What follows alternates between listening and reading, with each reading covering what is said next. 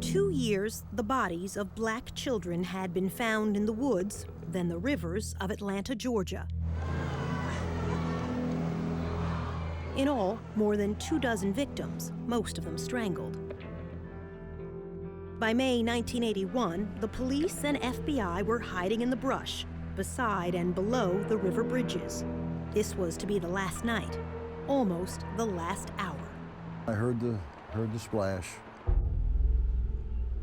Bob Campbell, a police recruit, jumped to his feet, down beside the Chattahoochee River. I was really startled. It sounded like a body entering water. He looked up at the bridge. And I saw brake lights of a car come on. I saw red lights. The car started slowly moving away from me across the bridge. Campbell radioed the other team members up above him. I asked, did a car stop on the bridge? Because, I couldn't believe what I saw. And each person told me they didn't see it. Then a policeman in a chase car, hidden on the other side, came on the radio. He just said, the car is pulling into the parking lot here, turning around in front of me. Started coming back across the bridge, coming back in my direction. This is that white station wagon. Police followed it and stopped it nearby. FBI agent Mike McComas rushed to the scene. The driver was standing by the highway. He was talking with the officers, saw a black male. He had on a baseball hat, had on glasses. The young man was Wayne Williams, about to turn 23, a self-anointed music talent scout who slept days and roamed the city at night. McComas invited Williams over to his car. He got in the car and I said, do you know why we're here? And he immediately said, yes, it's about the missing children. And that kind of stunned me, and I said, well, what do you know about that? And he goes, well, he said, I don't think that the various news agencies are covering it adequately, do you? 2 weeks later, this headline would break the news of that night on the bridge. Wayne Williams would be sent to prison to serve 2 life sentences for murder. At first glance, he hardly looks like a serial killer. Not much more than 5.5 feet tall, barely 150 pounds, now in his 50s and growing bald. The bottom line is, nobody ever testified or even claimed that they saw me strike another person, choke another person, stab, beat, or kill, or hurt anybody, because I didn't. This is the first time Wayne Williams has talked on TV in at least a decade. Why do you think you were convicted? Fear. What do you mean? Atlanta at the time was in a panic. They wanted any suspect that they could find, and let's just be honest, it had to be a black person, because if it had been a white suspect, Atlanta probably would have gone up in flames. It came very close to that. Do you think you'll ever be free? No, Dot, it's not a matter of if to me, it's a matter of when. Some 30 years after Wayne Williams' trial and conviction, there is still debate and some doubt. This time, you can be the judge and the jury. We'll lay out the evidence on both sides, and you'll hear from Wayne Williams at length. Then we'll invite you to reach your own verdict: guilty, innocent, or a third choice, not proven. The first clue was found on a dead boy's tennis shoes. The victim was Eric Middlebrooks, his body left here in a rainy alley, a foster child who rode his bicycle away one night on an errand and was dead by dawn.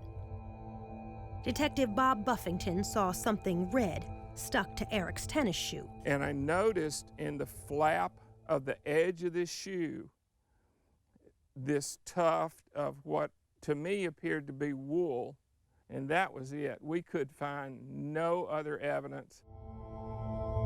Back at Homicide, Buffington showed the fibers to his superiors. The lieutenant made a big joke out of it and told the rest of the squad that if I went over to the lieutenant's house and cleaned out the lint trap in his dryer, we could probably clear out all the cases in the city of Atlanta.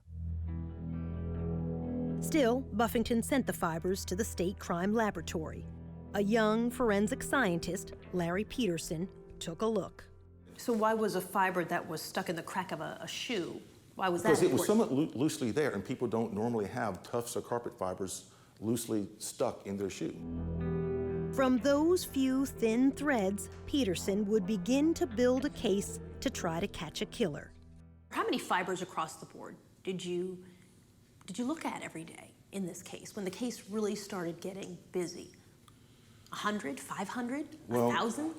Literally, there's going to be hundreds, if not thousands, of fibers there, depending upon the case.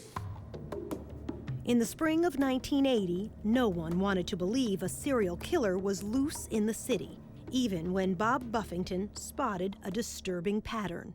There had been a sharp increase in the number of children under the age of 14 who had been killed. When he told his boss at Homicide, the major threatened to transfer him. And I truly think that they were afraid that there would be a panic. It was this mother, after the loss of her 9-year-old son, who finally forced police to listen, but not until almost a year after her boy died. Camille Bell and her children lived in these project apartments, poor to the eye, but rich in mind and spirit. Yusef Bell was an honors student in the gifted program at school. On a warm October Sunday in 1979, he walked away on an errand to buy snuff for an elderly lady downstairs. He went barefooted in a pair of brown shorts. He got to the store, he bought the snuff, he started back home. Less than half a block from this store, Yusef Bell stepped off this curb and vanished.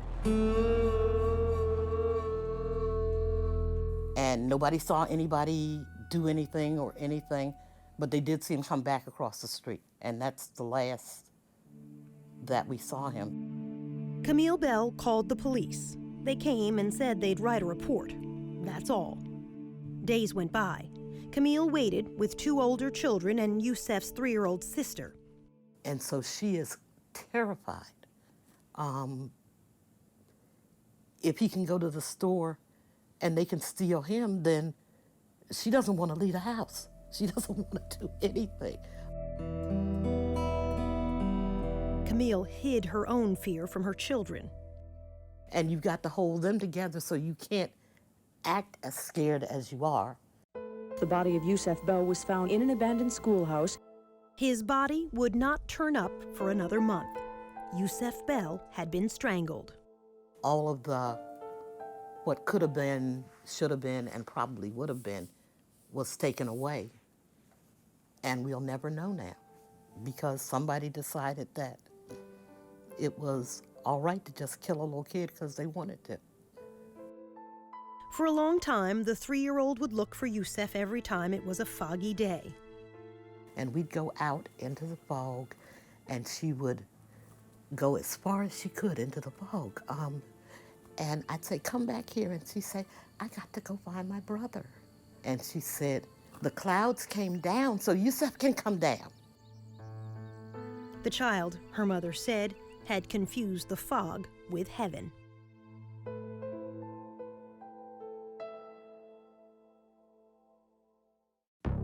Still ahead, the boy who was too brave. I mean, he was like, man, I want to find this killer and get this reward money. A drive-by threat against the FBI chief's child. Some guy in a pickup truck said, I'm gonna get you, nigga. And in the end, the curious question of the CIA. When you're 19 years old, you're saying you work for the CIA. You've been recruited. I'll let the document speak for itself. We're not going to comment on it. Then. Do you know how to kill someone with a chokehold? That's a yes or no answer. No, it's not. Yes, no, it is, actually. No, it's not. No, it's not. Do you know how to kill someone with a chokehold? No, it's not.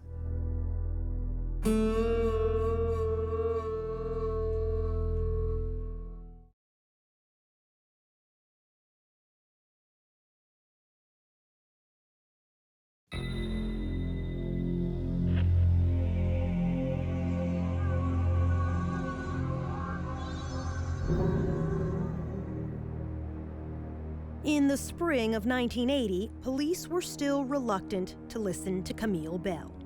Children were dying on the streets of Atlanta in the daytime. Among them, Jeffrey Mathis, only 10. Like Yusef Bell, he walked down the street on an errand to this gas station to buy cigarettes for his mother. She never saw him again.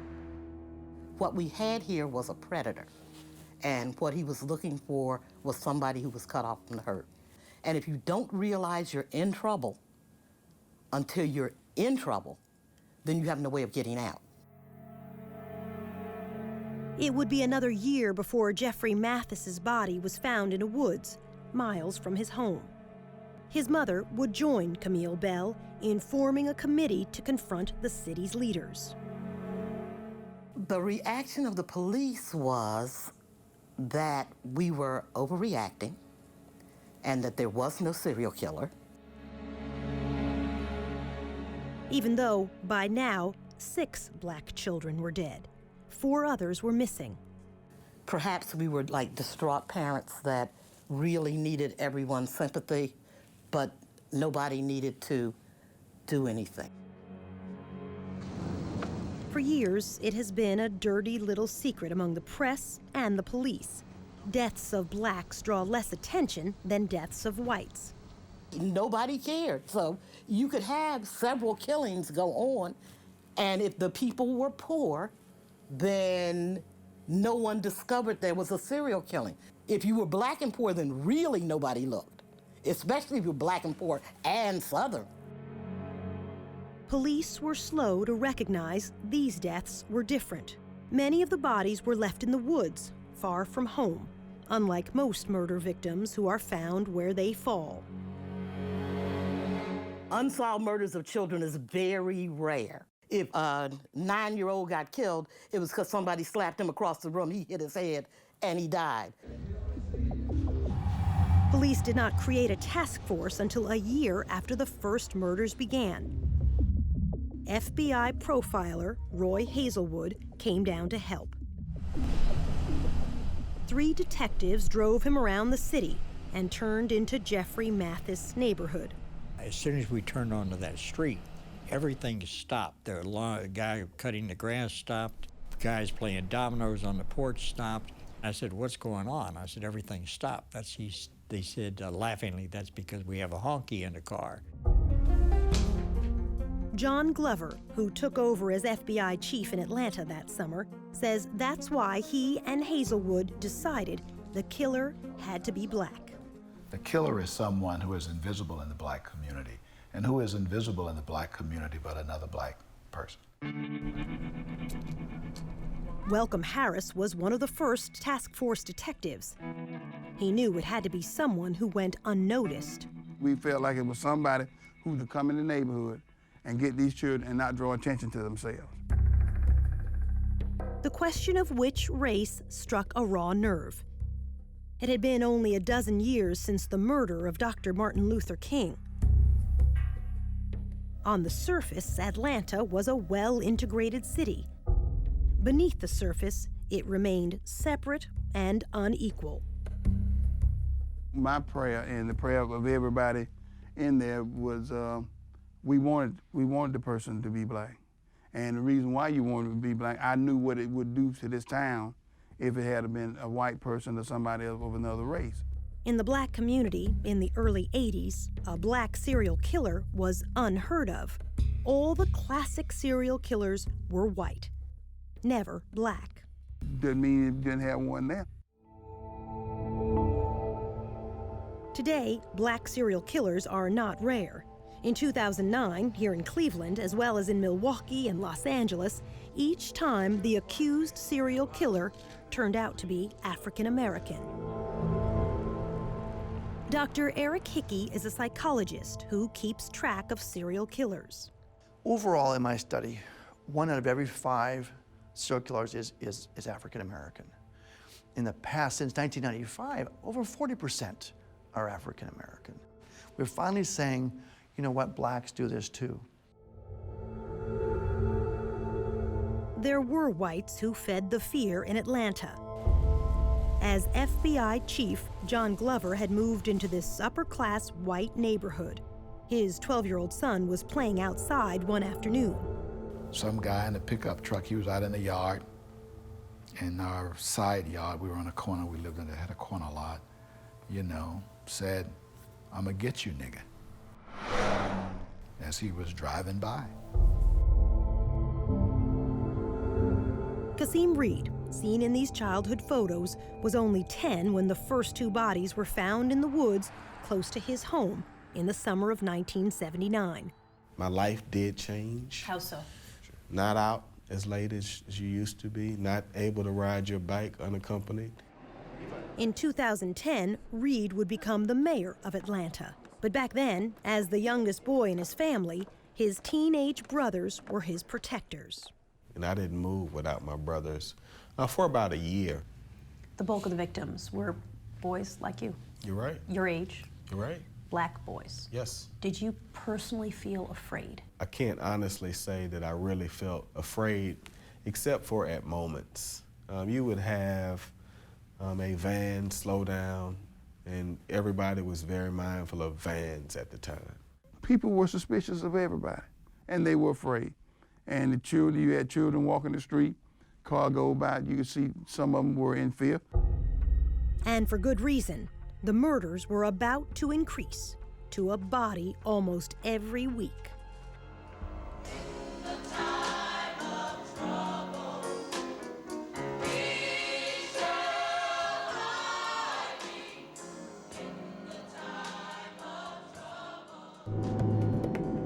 Coming up, a creature of the night.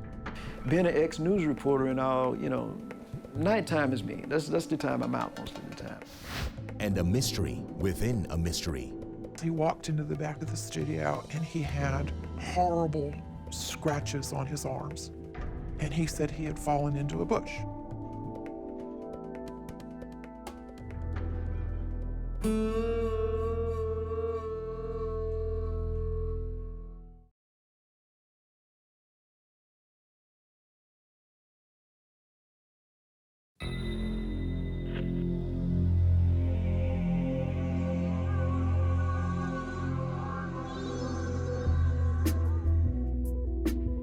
So many of the children who died were poor, who earned spending money carrying groceries, running errands for others. Or, like Luby Jeter, peddling car deodorizers outside this supermarket on New Year's weekend, 1981. His mother worried about his going off alone. He said he was a big boy. They had to catch him first. Luby was a good student, a sophomore in high school. A witness at the shopping center that day saw Luby with a man and helped a police artist draw this sketch, a man with a baseball cap, perhaps a scar on his cheek. Luby never came home. I believe he'd been kidnapped. Police searched the woods around Atlanta. They did not find Luby. Instead, police found two other bodies.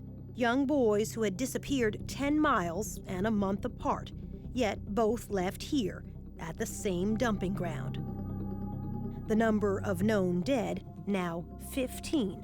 The unsolved murders of so many children had become front-page news around the nation and the world. This is the reward. The city announced a $100,000 reward, soon to grow to $500,000.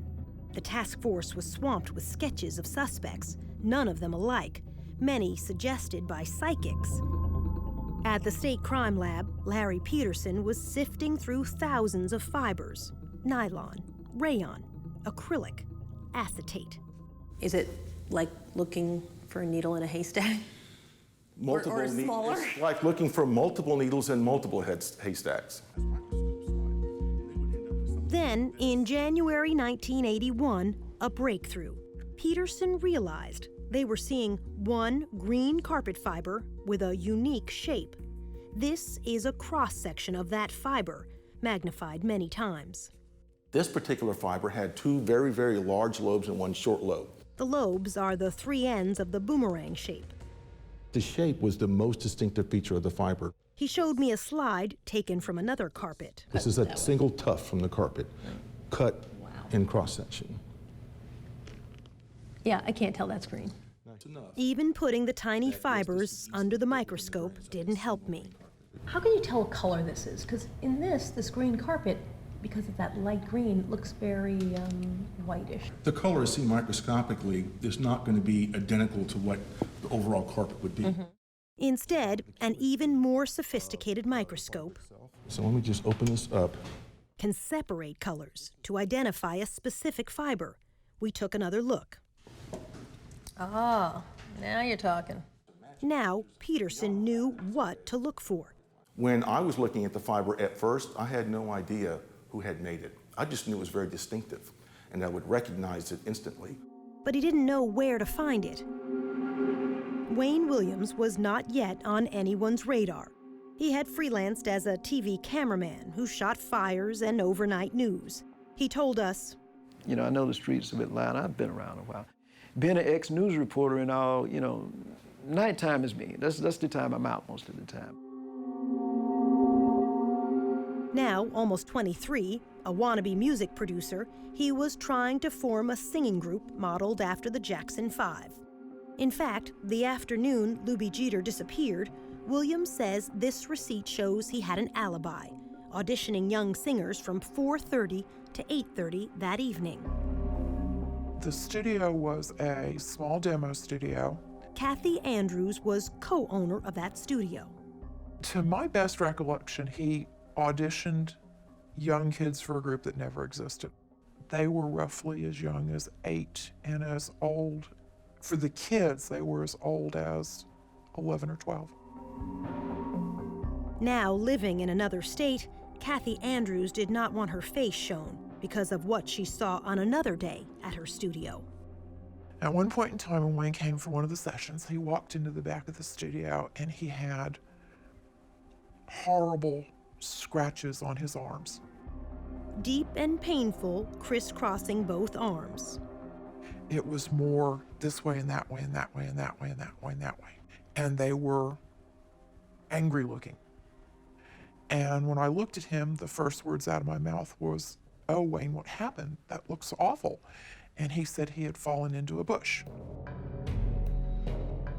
15-year-old Terry Pugh died late that January. His body dropped by the roadside in a rural county 20 miles from home. He had been strangled. His mother. Whoever killed him, he had a tussle with him because he had scratches all over. It gives me chills down my spine still. To this day, Kathy Andrews does not believe Wayne's explanation. He did not fall in a bush. It was, after you realized it, it was fairly obvious. I mean, and I don't know what else could have caused that kind of wound on his arm. The intervals between murders were shrinking. 19 days from Lubie Jeter's disappearance until Terry Pugh's death. Then 15 days until the next victim. Soon 13, then 11. And before long, a body a week. FBI profiler Roy Hazelwood says this is not unusual for serial killers. They come to believe that they, in fact, are almost immune to mistakes, if you will, and they can take greater risks because it's more exciting and because they're so superior, they don't have to worry about the inferior police catching them. After a month, Lubie Jeter's body would be found in the woods, the boy left naked except for scraps of underwear. The medical examiner would testify Jeter apparently had been killed by, quote, a chokehold around the neck, a forearm across the neck. It's a question we'll have reason to ask Wayne Williams by the end of all of this. It's actually a very simple question. Can you kill someone with a chokehold? And when you were You 19 probably years could. old... You probably could under the right I know for a circumstances. fact I could not. When we return, the boy who wanted to catch a killer. The body was indeed another victim of Atlanta's child killer or killers. I just know right away it was his body. Oh my God, Mom. And later, a failed lie detector test. It surprised him that he didn't beat that polygraph test. He was convinced he could beat a polygraph test.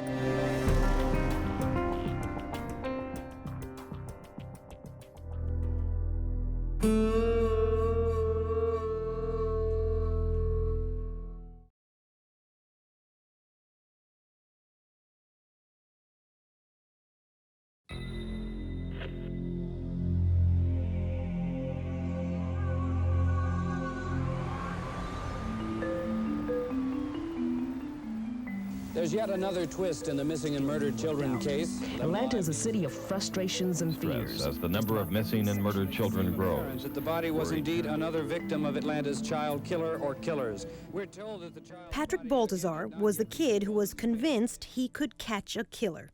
He was like, man, I want to find this killer and get this reward money, and I'm going to buy my mom a house, and I'm going to do this, and I'm going to find this killer. His stepmother, Sheila Baltazar, was worried. For a 10, 11-year-old child to be talking like that, that was just like, wow, you know, where's his mind at? Patrick was a latchkey child, living unsupervised with an older brother in a project apartment near downtown. He was very streetwise. He stayed out late at night, often at the Omni Center, now the headquarters of CNN, but back then a hotel complex with an indoor skating rink and a game room for kids. And that's where he spent a lot of his time at the games arcade.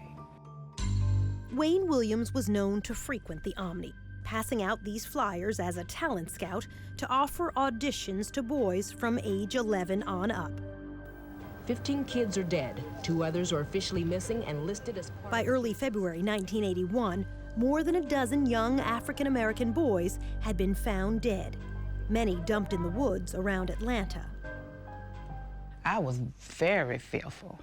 My God. Sheila Baltazar pleaded to send Patrick back home to the rest of his family in rural Louisiana. If I had somewhere to send my son, I would have sent my son. One evening, a white man in a big car appeared to threaten Patrick and a small friend. The little boy said that Patrick said, man, that might be the killer. Patrick used a payphone to call police. He told them, a man was chasing me and my friend in a brown Cadillac. Well, actually, they thought it was a crank phone call. They didn't send a car out. This is a sketch the other boy provided to police after Patrick was dead. 2 weeks later, on February 6th, Patrick stopped by the restaurant where his father worked to ask for money, then walked back toward the Omni. He never made it home that night. I'm like, he didn't come home? Oh my God. That was the first thing popped in my head. Missing. Murdered. Oh my God. The Atlanta Missing Persons Bureau continued their hunt for this missing child. 11-year-old... One day seemed like it was a week. That was the longest search in the world. It was almost 2 p.m. when maintenance man Ishmael Strickland found the lifeless figure of a young black boy lying in some bushes. On the 7th day, a maintenance man spotted a body tossed down into the woods behind a parking lot at a suburban office complex. The bank was fairly steep. Medical examiner Joseph Burton had to hold on to a rope to get down to the scene. He had a ligature mark on his neck, like if somebody had a ligature and they were behind you or off to the side behind you and they closed their hands or fists together and pulled the ligature, basically.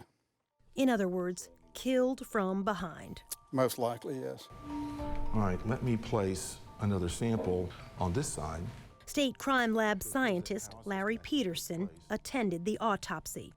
I can recall at one autopsy pulling a fiber off of one of the victims. It was a green carpet fiber, and mounted the sample on a slide, went over and looked under the microscope and went, it's the same one. You knew right away. I knew right then. It became apparent that the body was indeed another victim of Atlanta's child killer or killers. Again, local television carried these pictures live from the crime scene. As it was studied, it became apparent it was one of the 3 children listed as missing. We're told that the child's body, again, had not... Sheila Baltazar got a call from her mother. She say, they found another body. She say, I really feel like this is Patrick's body here, you know.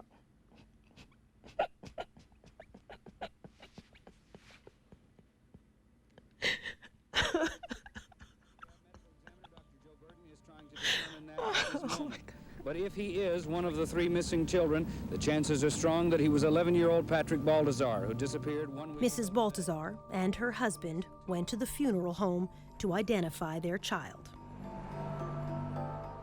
They told me he had struggled, you know, for his life.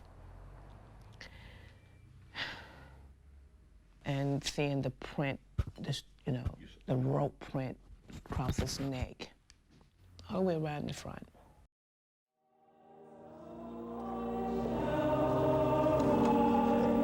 At Patrick Baltazar's funeral, she would insist on an open casket. I just wanted the world to see that this child could have been anybody's child.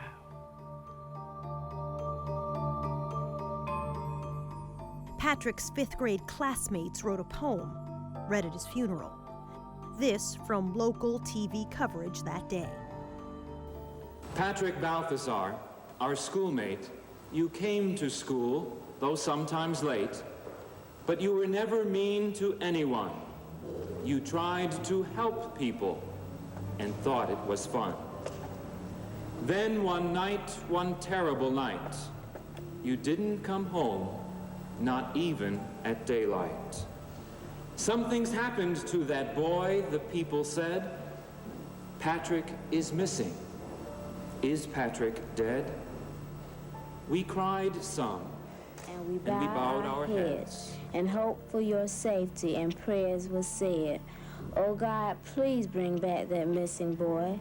When he returns, we will shout for joy. The police and the news people came and went. In all our hearts was no content.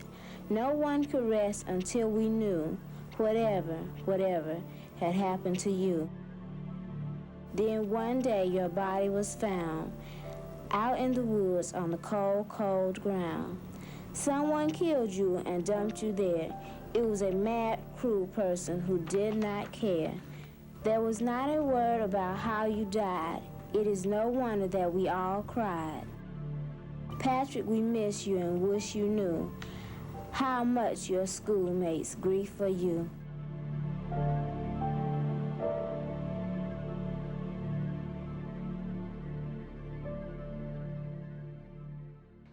Just ahead, the Klan under suspicion. It was an entire family of brothers that were involved in the Klan. And then a disappearing nylon cord. Could have been the murder weapon, as far as I know.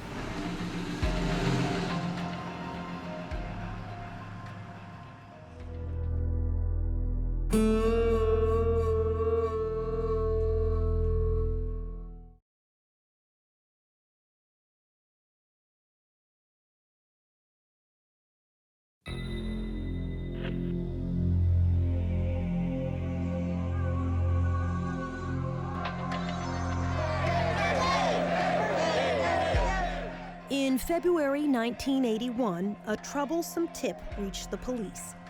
A man involved in the Ku Klux Klan could be Atlanta's serial killer.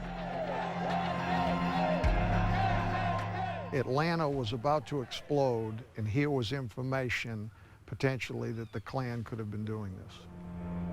Bob Ingram with the GBI, Georgia's Bureau of Investigation, got the case. It was an entire family of brothers that were involved in the Klan that were the focus of this particular intelligence information. An informant said one brother had threatened Lubie Jeter, the child found dead only weeks before. The Klan associate lived here on a dead-end street in the railroad town of Mountain View, on the outskirts of Atlanta. We're tapping telephones. We heard a lot of rhetoric, we heard a lot of racial slurs. On one wiretap, the detectives heard this said, "Go find you another little kid." The GBI followed the four brothers for almost 2 months.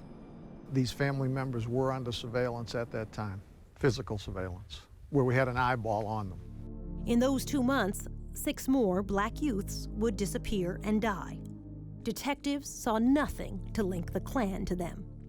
If somebody was in there with a van or 2 or 3 men who, you know, to grab somebody and dump them in the back of a van, people would have noticed if they were white. The brothers were called in. They took lie detector tests and passed.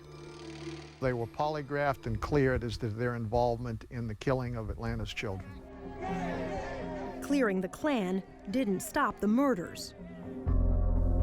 JoJo Bell was one of the victims who vanished during the surveillance. He used to hang out at this seafood carryout place. Manager Richard Harp. You come here and do anything, I'll give him $1 or 2. Just long enough he get money to go to show or get money to you know, to buy stuff at the store or something like that. JoJo Bell, unrelated to Yusef Bell, came by Captain Pegg's one last time. About 3:30, 4 o'clock Monday, he came by and stuck his head in the door. He said, "Richard, I'm going to shoot basketball. I'll see you later." Throwed his hand up, went on up the street. To a schoolyard basketball court like this. This witness, Eugene Laster, knew JoJo and saw him leave the game. He said JoJo left in a station wagon that looked like this. Laster testified he got in the car, got in Wayne's car. In court, Laster would identify Wayne Williams as the driver. Eugene Laster. Okay. He's pretty much an eyewitness. Mm-hmm. Said that you gave a ride to JoJo Bell Okay. in your station wagon. Okay. Did you? No, I did not. You never gave a ride to JoJo Bell? No, I did not. Williams did not deny he was the driver. He instead insisted his passenger had to be someone else. JoJo Bell was never to be seen again. But it would be horrendous if another child dies, period. A week later, Sammy Davis Jr. and Frank Sinatra came to Atlanta for a concert to benefit the children. The photographer up on stage, that's Wayne's father, Homer Williams, with the black newspaper, Atlanta World. How come you got no tuxedo on there? You're gonna come up here on the stage looking like that there. Backstage with Sammy Davis Jr. in a photo which made the front page, that's future Mayor Kasim Reed. I remember that. It was so cool meeting Frank Sinatra. As a young child, Reed would help the volunteers searching Atlanta's woods every Saturday. We literally would walk through wooded areas, chaperone, and we would walk for a period of time until about an hour before nightfall. But now, a new twist in the murders. Patrick Baltazar, the 20th victim, would be the last child to turn up in a wooded area. A day or two later, an official would tell reporters fibers and dog hairs were being collected from the victim's clothing. The next child to die would be found in a river, wearing nothing but underpants. Fewer clues now for Larry Peterson. We're talking maybe a dozen or dozens of fibers as opposed to hundreds or potentially 1,000 fibers. The 13-year-old victim was found beneath this bridge over the South River in Atlanta's suburbs. A driver crossing that bridge earlier in the week saw a man leaning over the railing. It turned out to be the same afternoon JoJo Bell disappeared. At trial, the witness said the man was Wayne Williams.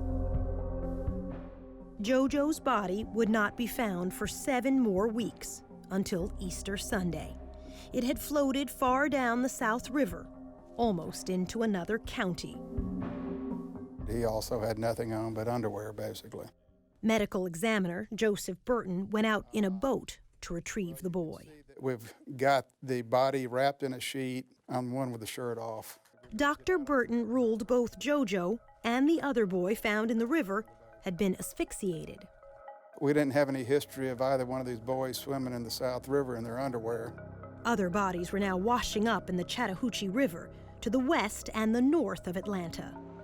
5 victims in that river in the next 6 weeks. I said, you know, if I was doing that, I'd be throwing them off the bridge. FBI agent Mike McComas grew up along a river in Tennessee. He knew if something were to float on downstream, it had to be dropped in the middle of a river. McComas suggested the bridge stakeouts. We looked at remote places, dark places. We believed it would be at nighttime as opposed to daytime. The FBI and police began night watches at 14 bridges over the Chattahoochee and South Rivers. The stakeouts were to last 4 weeks. Nothing until the very end. We, at that point, were ready for that to be our last night. And Wayne Williams showed up that night. Just before 3 a.m., the station wagon drove onto the bridge. Had he waited a couple more hours, we might not have been there. Otherwise, we would have missed him.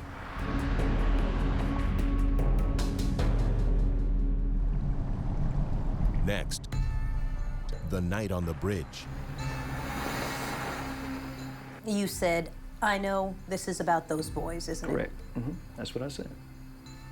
Pretty damning statement, don't you think?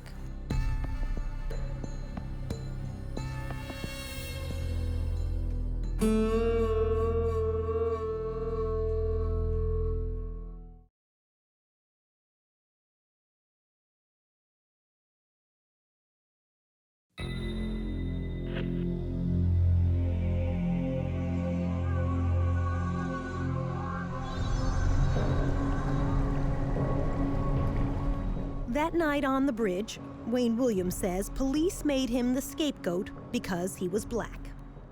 Soledad, when this case happened, if those police had arrested a white man, Atlanta would have erupted, as well as several major cities. You possibly would have had another race war. No, said the FBI chief. On the Atlanta Police Department side, they were looking for a white guy. So why would all of a sudden the black guy be considered a scapegoat? Williams disputes almost everything police witnesses said about that night. What happened that night on the bridge? Okay, in the first place, and I'm not being facetious, but nothing happened on the bridge. That's the whole misconception. As he tells it, there was no splash. He never stopped and didn't turn around. So you never stopped on the bridge? No, I didn't. You didn't throw trash? No. You didn't throw anything? No, I did not. You didn't throw a body? Definitely not a body, no. His story. I crossed the bridge. I turned off briefly after I crossed the bridge at what I called a liquor store. Williams said he pulled into the parking lot only to look up the phone number of a singer he was trying to locate at that hour. I turned back on the highway. I went to a Starving Marvin store. I used the telephone, and I came back. The call didn't go through. I got some recording, this number's not in service, and I said, well, this is a prank. This is the closest thing to an address he had for the singer he said was Cheryl Johnson. The FBI looked hard and could never find her. It says to me that Cheryl Johnson didn't exist, that he made it up. Williams says only after that call from a gas station did he turn around to cross back over the bridge again. Police would stop him moments later. You said, I know this is about those boys, isn't it? Correct. That's what I said. Pretty damning statement, don't you think? No, I mean, the perception in Atlanta was, at the time, kids were missing, and I think, if I'm not mistaken, the perception was a lot of young males were missing, and that's what I asked myself, this is about those kids, the boys or something like that, isn't it? Remember what FBI agent Mike McComas said he saw when he got to the scene? Saw a black male. He had on a baseball hat. This is the sketch provided by the witness who saw Luby Jeter talking to a man the day Luby disappeared and died. McComas had never seen this until we came back to show it to him nearly 30 years later. This is a real strong resemblance to the person that I talked to, Wayne Williams. He had on a baseball cap. His hair was in an afro, so this just looks like him. Williams agreed to let McComas search his station wagon. On the floor, in the front of the back seat, he saw There was a nylon cord The best that I could describe the nylon cord was a ski rope type, the woven type, and it was, my guess, about 24 inches long.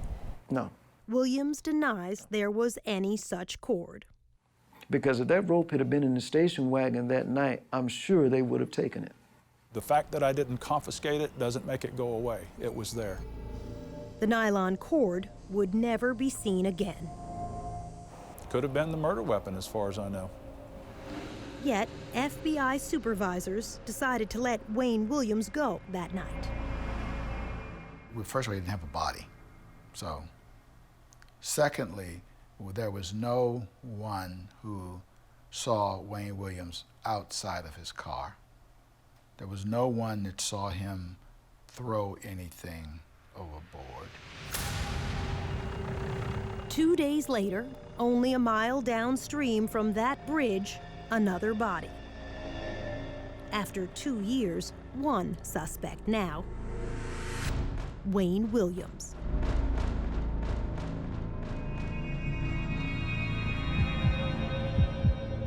When we come back, the lie detector test. It surprised him that he didn't beat that polygraph test. He was convinced he could beat a polygraph test. I said some reaction like, I'll be darned, you're the guy we've been looking for 2 years.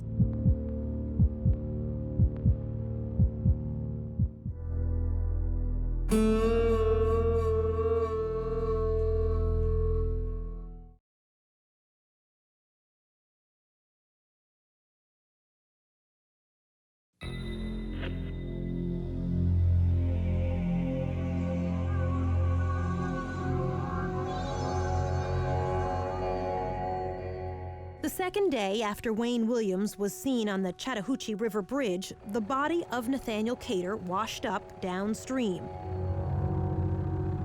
He was a down-on-his-luck drunk, 28 years old, but small, weighing under 150 pounds. Again, the medical examiner said Cater could have been killed, quote, with a chokehold, trapping the neck in the crook of the arm. His would be the last body found in the Atlanta murders, the 27th male victim. At Cater's funeral, Wayne Williams' father, Homer, took this photo for the Atlanta World newspaper. On June 3rd, the FBI brought Wayne in for a long night of questioning. Wayne agreed to a lie detector test. He was as composed and calm as you can get. You got 26 bodies out there in the woods and rivers, and he's just sitting there in total control. Richard Ratcliffe was the FBI polygraph examiner. I said, I don't care what you were doing on the bridge. I don't care what you threw in the river. If it wasn't a little boy's body, you do fine this test. He told Williams in advance what he would ask him. Did you kill Nathaniel Cater? Did you kill him that night that you were on the bridge? And did you throw Nathaniel Cater into the Chattahoochee River? And when I ran that test, it's like, wow, this is it. Wayne Williams flunked all 3 questions. I said, well, this test would reflect that you did kill Nathaniel Cater, and you threw his body, that was his body you threw off the bridge that night. The polygraph measures sweating, the heartbeat, blood pressure, all rise with tension. You breathe a little faster. You have a hard time getting your breath. You sweat a little more. He did all this. Wayne Williams took the test 3 times. He failed each time. I said some reaction like, I'll be darned, you're the guy we've been looking for 2 years. It surprised him that he didn't beat that polygraph test. He was convinced he could beat a polygraph test. He sat there and studied it, and he said, what's this question right here? And I said, that's pretty good. That's, did you cause the death of Nathaniel Cater? And then he said, what's this question? I said, well, did you throw his body into the Chattahoochee River that night?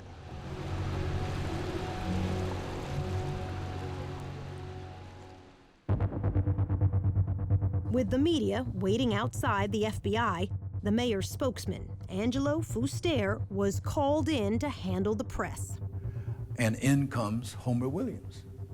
Fuster asked Homer, a press photographer, why he was inside the building, trying to get a scoop on the suspect. And he said, no, that's my son. And I thought, oh, geez. Homer told Fuster. They detained him and impounded my car for littering. They detained him for littering, is what he said. And I said, that doesn't sound right. This is at night. And I said, he's littering. He said, yeah, he was driving over this bridge and he stopped to throw some garbage and And boy, they rushed him and stopped him. At that point, I said to him, Homer, I don't think you need to talk to me anymore. We asked Wayne Williams about throwing garbage off the bridge. He denied his father ever said that. Your father said you stopped to get rid of some trash. No, my father never said that. I never said that, and my father never said it. While father and son were inside the FBI, evidence technicians were combing the Williams home. The FBI's top fiber expert, Harold Dedman, led the search. In Wayne's bedroom, he took clippings from a purple bedspread and from a yellow blanket. The yellow blanket was located under Wayne Williams' bed. On the floor, a green carpet. This is a blow-up of those carpet fibers. They're the only company to produce a fiber like this. But Larry Peterson was still in the dark. I had no idea there was a bridge incident. He had been called to the FBI office to help search this station wagon, but not told why. Then he spotted FBI techs returning from their search, and so he went out to the home to snip fibers for himself. Saw the green carpet. Did you feel this is it? You know, I really didn't. Because it was a middle-class home, a young man living with his parents. But Peterson thought, I'm going to run these back to the lab and just look. I started with the green carpet. Once I put that sample under the microscope, I knew instantly that that was it. You knew that they had the killer. I knew that was it. And I had made hundreds and hundreds of comparisons to carpeting and various suspects and environments before, and nothing was even close until that night. Did you stand up from your microscope and scream, hallelujah, we've caught the guy? I literally did just want to say, oh my God. Still, Wayne Williams was allowed to go home that night. And I make a couple of other errands, so I was in the area, and I just decided. In the morning, Wayne Williams called in reporters and TV crews, who agreed not to show his face. He asked what was dropped in the river. Nothing. He acknowledged he failed a lie detector test. Then, asked about the victims, Wayne Williams said this. Some of these kids are in places they don't have no business being at certain times of the day and night. Some of them don't have no kind of home supervision. They're just running around in the streets wild. And I'm saying, when you're doing that, that's not giving anybody a license to kill, but you opening yourself up for all kinds of things. We asked Wayne what he meant. When you say, that's not giving anybody a license to kill, but you're opening yourself up for all kinds of things. My point is very simple. All right, if you're out roaming the streets, like not all of these, but some of these victims were, you put yourself in a position for bad things to happen. For days, the district attorney was reluctant to take Wayne Williams to court based on fibers alone. While he hesitated, the FBI, police, and media all kept a watch on Wayne. In this parking lot one day, he showed an angry face to a CNN camera crew. Well, hey, I'm telling you to quit following me, because I'm saying at this point you're following me and you're on private property. And if I were you, I'd get the hell off. Finally, on Father's Day evening, 1981, detectives arrived to arrest Wayne Williams for the murder of Nathaniel Cater. Once he disappeared in the back of this police car, Williams would never be free again, to this day.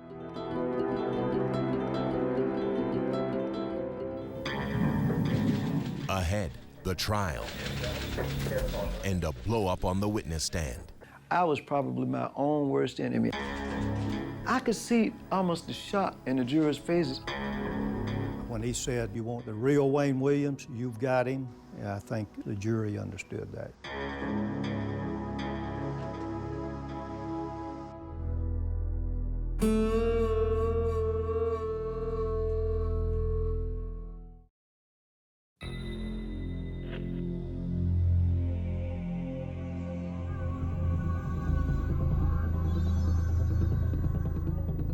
Wayne Williams would go on trial at the start of 1982.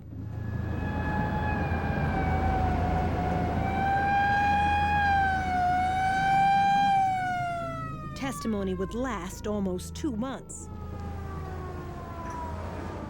It would be a trial like no other before. A case built on fibers, no fingerprints, no murder weapon, no apparent motive. Now remember, you're one of the jurors. 3 choices: guilty, innocent, or simply not proven. This time, the verdict's yours. Mary Welcome was Wayne Williams' defense attorney. Good morning. Good morning. How are you? This was her first murder trial. What was he like when you met him? A most unlikely killer. Yeah, why? Because he just didn't appear to be the kind of person that could strangle anyone or have the strength to. To her, Wayne Williams seemed gentle, childlike. One day I left him in jail. I said, Wayne, is there anything I can bring? Would you like anything? He said, would you bring me some bubble gum? Williams was charged with and tried for only 2 murders: Nathaniel Cater and Jimmy Payne, both adults found in the same area of the Chattahoochee River. Cater's body was nude, but his hair was caked with mud. Digging through that silt, I was able to recover dog hair and fibers that were close to his scalp. The dog hair was consistent with Sheba, the Wayne Williams family dog. In Cater's hair was one of those unusual green carpet fibers.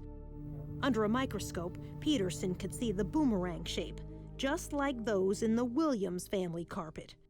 This is an actual piece of that carpet, which the FBI's Harold Dedman said was quite rare. It's got an unusual carpet fiber. It was manufactured for a limited amount of time. It was a 10-year-old carpet. On Jimmy Payne, the other victim, Dedman found yellow rayon fibers stuck to his cotton shorts, fibers consistent with the blanket under Wayne's bed. I personally took the cutting from the yellow blanket that was under the bed. This evidence slide contains the yellow blanket fibers that Dedman clipped that night, magnified by our own video camera. But when Larry Peterson had returned that June for a second search a couple weeks later, There was no yellow blanket to be found that I could find. There are a lot of things in your case that disappeared. You had a lot of disappearances. Yellow blanket Yes. disappeared. In the first place, there was never a yellow blanket. There were fibers of a yellow blanket.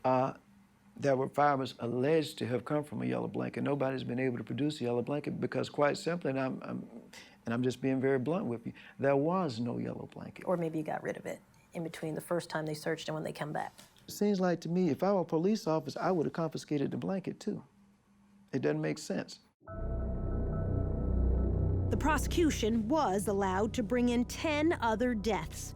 Among them, Patrick Baltazar, Eric Middlebrooks, JoJo Bell, to try to show a pattern. This is a chart showing fibers that were recovered from the body of Patrick Baltazar. Fibers consistent with that blanket, with Wayne Williams' bedspread, the green carpet, hair from Wayne's dog, plus a leather jacket. The jacket was, as I recall, was hanging in his closet. And, Dedman told the jury, 2 human hairs were found inside Patrick Baltazar's shirt. These 2 hairs were consistent with originating from Williams. Then there was Eric Middlebrooks, and the fibers stuck to his tennis shoe. This is a blow-up of those red fibers, the same kind were in a car Williams was driving that year. This puts Middlebrooks both in the interior and of the 79 Ford and the trunk of the 79 Ford. Did you ever meet any of the young men who were victims? No, I did not. Never met them once? No. Not once? No. It's incalculable, the odds that that they were not in contact with him in his environment. The fiber evidence is your biggest obstacle. That fiber evidence may well have been manipulated in this case, point blank and simple. Simply because they had a suspect, it was Wayne, and that manipulation no doubt has continued even after my trial and up until this point. There were just too many fibers placed on too many bodies. Mike Derham, in blue, seen here the night of the verdict, was one of the jurors. What would the chances be of finding the same all of these fibers, the chances would be just astronomical. This witness, Robert Henry, did place Williams with the very last victim, Nathaniel Cater. Henry worked with Cater. He said he saw him leaving this theater with Wayne Williams on the night of the bridge incident. Henry has no doubt, even today, about what he saw. We were holding hands, you know, like male and female. Well, if you were holding hand with one of my coworkers and both of you are males, what am I supposed to do? Turn my head? What's up, people? The next time I saw him, he was in the courtroom. When Wayne Williams took the stand, he swore he never met Nathaniel Cater. On the evening Henry said he saw them, Wayne testified he was home, sick and asleep in bed. His mother and father, now deceased, backed him up. Homer Williams said he had the white station wagon until almost midnight.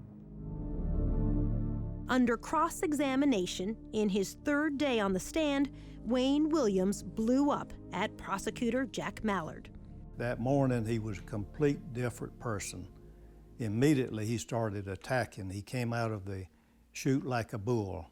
When he said, you want the real Wayne Williams, you've got him, I think all of us, the jury, understood that, yeah. I was probably my own worst enemy. I was an arrogant, bus-headed idiot at the time, and I played right into these people's hands. I could see almost the shock in the jurors' faces if they said, my God, is this the same Wayne that was up here yesterday? I could see that.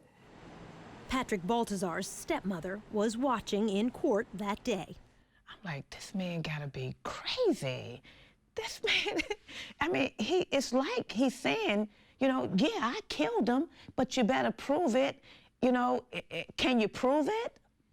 He was doing everything he can to outsmart everybody. And it was like, I did it, but can you prove I did it? Camille Bell, Yusef's mother, believed Wayne to be innocent. She feels that last day on the witness stand convicted him. And then when he flared off, then they were ready to say, well, okay, so he does have fire. When you got angry with the prosecutor, you said, you're a drop shot. I called him a drop shot. What's a drop shot? What's that mean?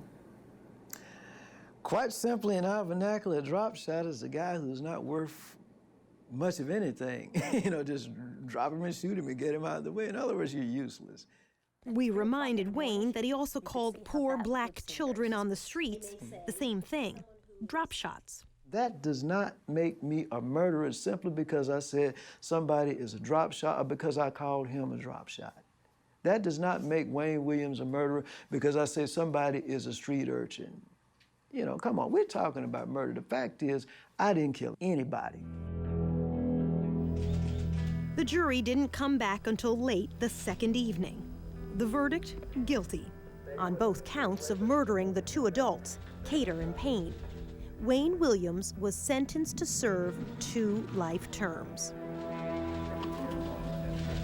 People only wanted to look at the negative side because they wanted in their heart for this case to be over and for Wayne to be the Atlanta monster. They wanted closure at any cost. Leaving court, Homer Williams walked by the prosecutor's table. He looked at us and called us sons of bitches. Still to come, no verdict in the deaths of any of the children. Even if it takes 30 trials, I don't care. You know, prove it.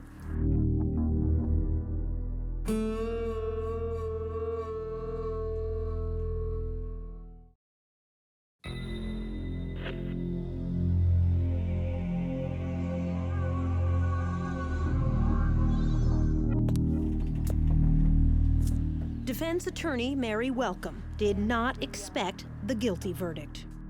I was crestfallen. So why do you think the jury convicted him? Because he might have been guilty. Because he might have been. During the trial, medical examiner Robert Stivers told the jury there had been very few strangulations of black males in the years before these murders began, and none at all with bodies left in rivers or by the roadside since that night Wayne Williams was stopped leaving this bridge. They were convinced that the crimes had stopped because Wayne had been arrested. And I think what happened is people stopped looking and stopped counting. Murders have continued in Atlanta. Shootings of black men, stabbings of black women, but not strangulations like before. Not black youths dumped far from where they were killed. Detective Welcome Harris would stay on the police force another 25 years. We asked him how many more children were killed the way they were in the 80s. None that I can recall. None that I can recall. Wayne Williams' appeals would drag on for years. He almost won the first one. Georgia Supreme Court Justice George Smith helped a colleague write a ruling that would have reversed the verdict. He would have found that the evidence didn't support a conviction. That's what he did find originally. But the 5 other justices resisted. When we met, they pitched a royal fit. They were not going to overturn the conviction. The 5 of them wasn't. In the end, all the justices, except Smith, agreed to uphold the conviction. Wayne Williams said the court was bullied into making its U-turn. I think the pressure came from as high as the White House, and we'll leave it at that. Not so, said George Smith, now retired from the court, but still practicing law in his 90s. I can't imagine that it happened in a case like this. I can't imagine it happened in any case, but certainly this case, it didn't reach to the White House. Smith did write a dissenting opinion. He said the fiber evidence fell short of scientific certainty, and the prosecution should not have been allowed to use the so-called pattern evidence on 10 other murders. I said the only similarity in the crimes in this case is the fact that all of them were dead. Smith was denounced on the floor of the Georgia legislature. I was an N lover. You know what the N stands for. Mary Welcome agreed when Justice Smith wrote the defense attorneys were ineffective. We were rendered ineffective. We were rendered incompetent because of the lack of funds, lack of time, and the lack of resources. Absolutely. Things did go wrong in the trial that should not have. An ambulance driver suggested an explosive motive for Wayne Williams. This from CNN's report at the time. Bobby Tolan said Williams asked him once, had he ever considered how many blacks could be eliminated by killing one nigger child? But unknown to either side, Tolan was not his real name. In fact, he had a criminal record. He testified under a false name, had an extensive arrest record under his real name. I'm not sure that we knew all of that at the time, or it was disclosed to us. Rogers' home is but 8 blocks away from where he was found today. Then there was the murder of Larry Rogers, a retarded youth. This witness testified she saw Rogers slumped over in a station wagon as Wayne Williams drove away. But another person also saw Rogers in that station wagon at that same intersection that day. He helped a police artist draw this sketch. It does not look like Wayne Williams. However, the defense never called the other witness to ask about the sketch. No, I don't even remember seeing that. Supporters of Wayne Williams say there was one murder which shows the fiber evidence could be faulty. The death of 12-year-old Clifford Jones, left by a dumpster in an alley on a summer night in 1980. Some of those unusual green carpet fibers were on his body. Yet another boy said he saw a coin laundry operator kill Clifford Jones. Detective Welcome Harris said the boy was not believable. He exaggerated stuff. In other words, he was open to suggestions. And if you said that Mickey Mouse was up there, and if he sensed that you wanted him to say that, he said, yeah. Wayne's supporters point out the laundry manager failed 2 police lie detector tests, but few are aware of a third test given by the FBI examiner, Richard Ratcliffe. The result? In layman's terms, he passed. He wasn't involved in killing Jones. Only days after Wayne Williams was convicted of killing 2 adults, Atlanta's police commissioner closed the books on 21 other murder victims, declaring they, too, were killed by Williams. Most were children, among them Clifford Jones and Yusef Bell. But But without trials, the mothers were left without a verdict, one way or the other, in the deaths of all of the children. Camille Bell. Even if it takes 30 trials, I don't care. Prove it. The prosecutor's answer, it would serve no purpose. You can only serve one life sentence.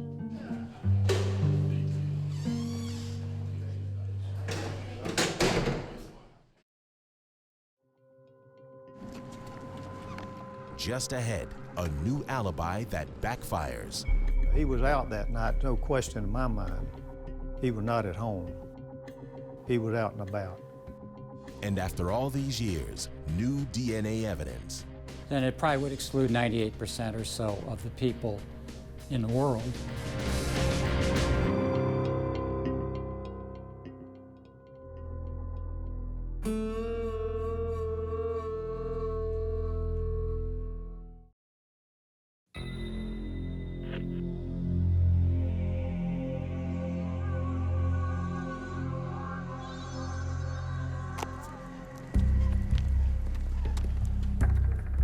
"4 years after the trial, Robert Henry would change his story about seeing the last victim, Nathaniel Cater, holding hands with Wayne Williams.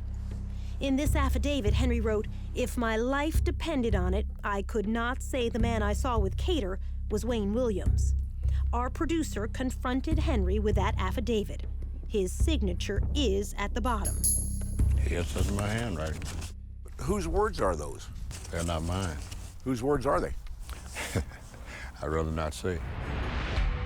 In the summer of 1986, Henry was in prison here when, he said, an associate of Wayne Williams came to see him and told him what to write. When you said, "I could not ID the face of Wayne Williams as the man I saw with Nathaniel Cater," are those your words? Those are words I was told to say. By? I'd rather not say. It might cause a problem. Could you ID the face of Wayne Williams? The person I saw holding Nathaniel Cater's hand was Wayne Williams, the man that was convicted of it. In fact, Henry had passed a lie detector test before he took the witness stand. When his visitor came to see him, Henry was serving 5 years for sex crimes. His false affidavit was used in court appeals.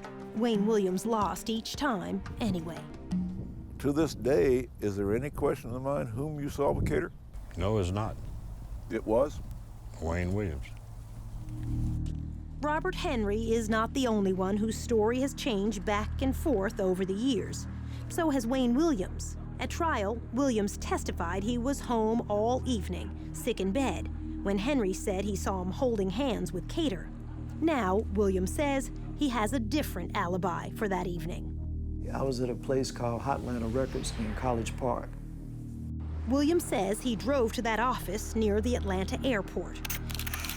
He had taken photos for this poster the night before and went there to turn in this invoice to get paid. We delivered a bill and statement of services, and we were cut a check for it, and it was probably about 9 or 9:30 when I left that location. We reached Hotlanta's owner, Melvin Ware, now living in Los Angeles. He called in advance, and when he came, I went back and wrote the check behind the desk. That's where our checkbook was. But he said Williams didn't stay that long, not as late as 9. It wasn't like 5 minutes or 10 minutes. We always spent maybe a half hour or something like that. How did Wayne get to the office? Yeah, he drove. I think he had his dad's car, if I'm not mistaken. Wayne's father, Homer Williams, testified he had the station wagon until almost midnight that night. But Chet Detlinger, an investigator for the defense, said Wayne told him long ago this was a lie. All he told me was he had the car, his daddy didn't have the car. Wayne said, but I had the vehicle, and I didn't want to corrupt my dad's testimony in the eyes of the jury, so I lied about it and said I didn't have it on the stand. What makes this important is what time Robert Henry says he saw Wayne and Nathaniel Cater together. It was about 9:15 and 9:30. It was on Lucky and Forsyth Street, downtown Atlanta. So at the trial, you said that you were in bed till 10 p.m. All right. You were so sick, your mother said that she had to help lie your body out on the bed. You were so sick. This is where the confusion with all of us came in. I got back from Hotlanta Records, probably about 9:30. But there's no one to corroborate that, even if his mother were still alive. Wayne said she probably didn't see him come in. Prosecutor Jack Mallard. He was out that night, no question in my mind. He was not at home. He was out and about. Less than 6 hours after Henry said he saw Williams and Cater here, police heard a splash under this bridge. Cater's body washed up downstream 2 days later. 30 years ago, there was no DNA testing. Now there is, and so new evidence. Remember those 2 human hairs found inside 11-year-old Patrick Baltazar's shirt? In 2007, the hair fragments were sent to the FBI's DNA laboratory in Quantico, Virginia. The result? The lab said it found this DNA sequence in only 29 out of more than 1,100 samples of African-American hairs in its database, less than 3%. Most important, Wayne Williams' DNA had the same sequence. I don't think they said it was a match. I think they said they could not rule out whomever the hairs were from as being the possible donor. The FBI's Hal Dedman, a DNA expert, said this finding is as strong as it can get with this particular type of testing. Then it probably would exclude 98% or so of the people in the world. Did you kill 11-year-old Patrick Baltazar? I did not kill Patrick Baltazar or anybody else. Did you ever meet Patrick Baltazar? No, I did not. Never been in contact with that kid? I don't even know a Patrick Baltazar. We offered to show the DNA findings to the stepmother, Sheila Baltazar. I can't read it. Please don't make me read it.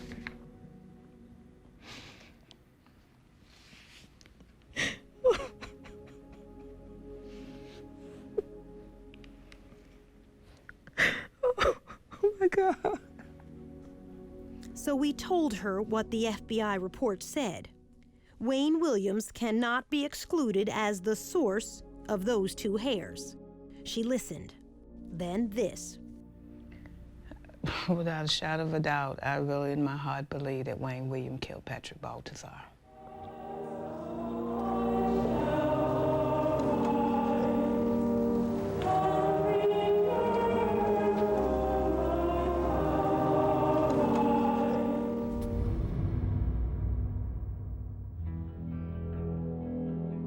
Next, Trained to Kill. Were you trained in unarmed combat techniques? Could you grab somebody bigger than yourself, put them in a chokehold? I'm sure there are other things in unarmed combat besides putting somebody in a chokehold.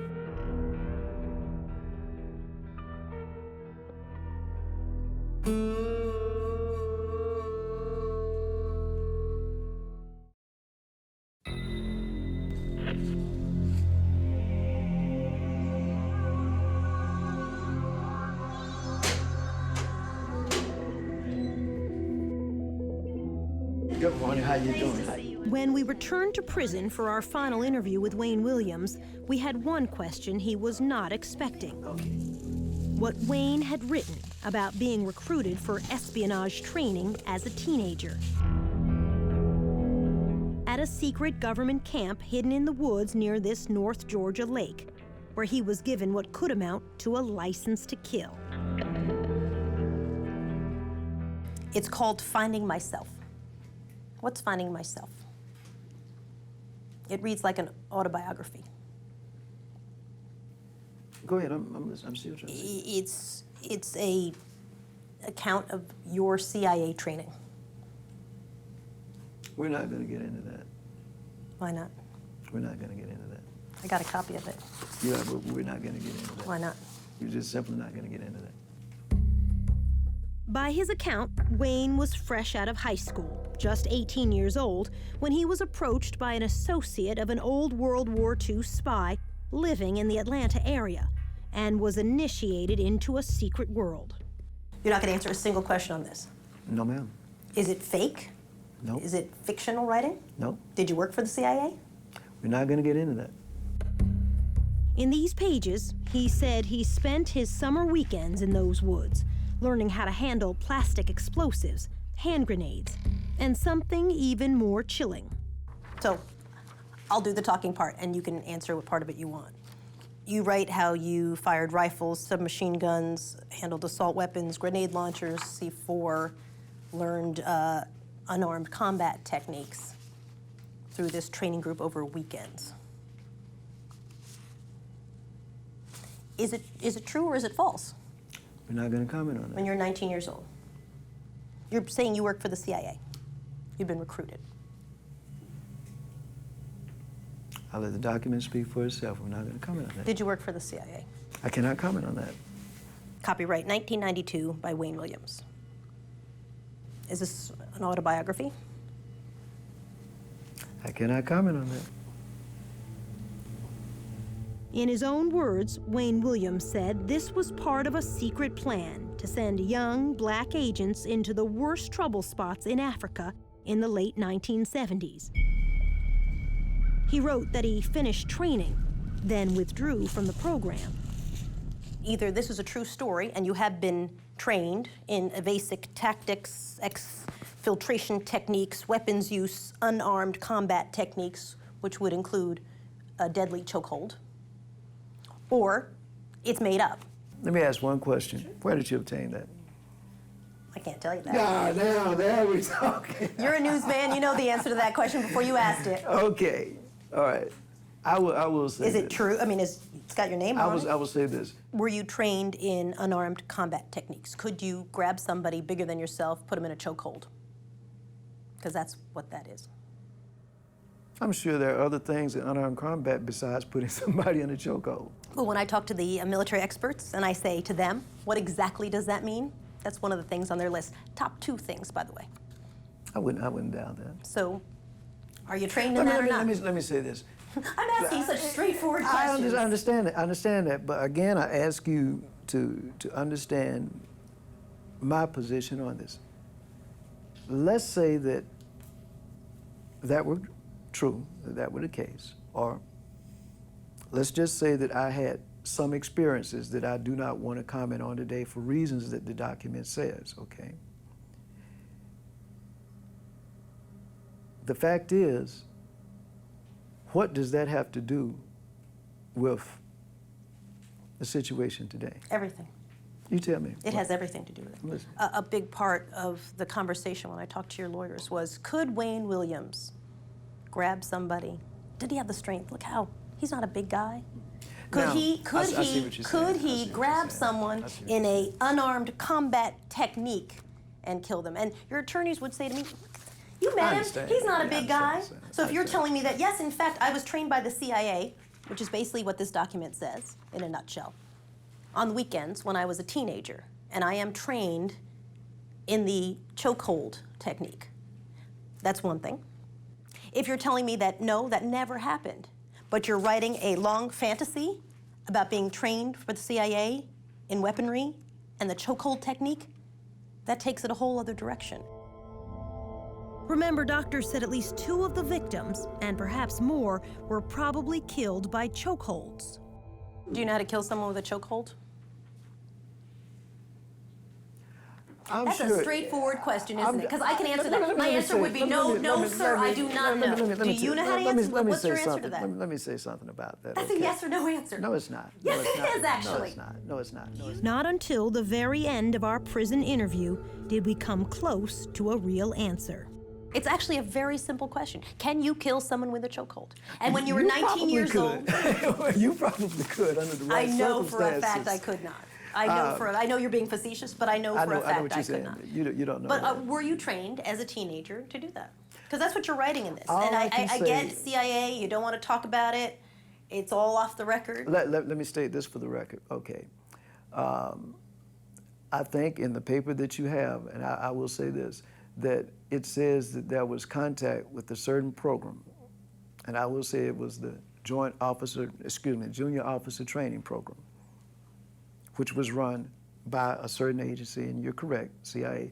But I never said that I worked for them. I simply said Now who's splitting hairs? that I Were had you trained? some contact Were you with some person, trained? and that's all I'm going to say. Were you trained That's all I'm in going to these say. techniques? That's all I'm going to say. He did acknowledge it was CIA training, but said no more. So, is this true, or only a fantasy in his mind? The mind of a man the courts have found to be a killer. We'll leave that question with you. The verdict is now yours to decide in your own mind. Again, the choices: guilty, innocent, or a third choice not proven either way. In a few moments, we'll show you the verdict that our audiences reached when this documentary was first broadcast. But before then, a look at some of the answers from those who lived through the terror 30 years ago. The prosecutor, Obviously guilty. the defense attorney, Not proven, one way or the other. the FBI agent in charge, Guilty of 2 double homicide. Sheila Baltazar, He could have killed all of them. the Supreme Court justice, Not proven.